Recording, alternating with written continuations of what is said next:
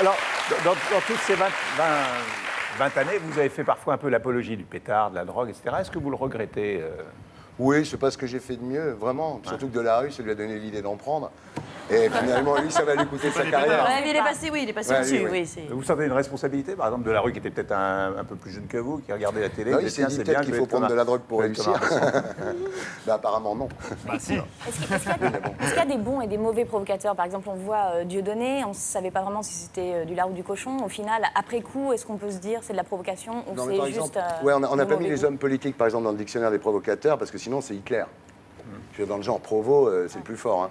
Donc, on n'a pas mis de politique. Voilà, ça, c'est une décision qu'on a prise avec plomb, parce que ça devenait un peu... Monica, vous vous sentez bien quand vous êtes interviewé par Thierry Ardisson?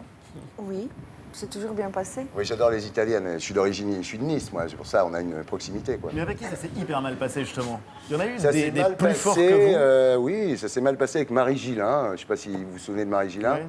Oh, c'est méchant. Oh, De quelle l'interview. méchanceté. Oui, oui, oui. Non, bien sûr. Elle vient sur le plateau, puis il y avait une idylle qui était racontée dans tous les journaux à ce moment-là. Et puis je lui en parle, mais vraiment comme ça, quoi. Elle me dit, oui, je suis pas là pour parler de ça et tout. Et j'étais odieux. Je lui ai dit, écoutez, si partez, quoi.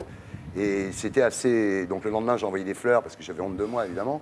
Mais je l'ai viré du plateau, ouais. Puis avec Mila Jovovich, qui m'a Ah oui, acheté qui un a verre d'eau. balancé Bah oui. un verre J'avais d'eau préparé au visage. l'interview, et tout le monde lui parlait de Besson. Puis moi, je dis, mais votre père était en tôle en Amérique. Et ça l'a... Voilà, parce que c'est normal, elle avait sûrement mal vécu ça, quoi. Est-ce que vous fixez des limites? Est-ce que le provocateur, en général, doit se fixer bah des non, limites? non, sinon c'est pas un provocateur. Enfin, je veux dire, moi je suis pas un vrai provocateur, mais les vrais provocateurs, évidemment, ils n'ont pas de limite, hein, c'est sûr. Mais Hein. vie privée, rien à foutre. Bon, vie privée, non, il y a des trucs qu'on dit pas, par exemple. Je sais pas, je veux pas citer de nom, mais il y a des gens, on sait très bien, mais on le dit pas quand même. Mais enfin, disons que je vais peut-être un peu plus loin que les autres. Enfin, j'allais, parce que maintenant je fais autre chose. C'est fini. Voilà, l'homme en noir, la boîte noire de l'homme en noir dans les bons magasins. Le dictionnaire des provocateurs égale aussi la bande-son, évidemment, qui va avec. C'est un kit.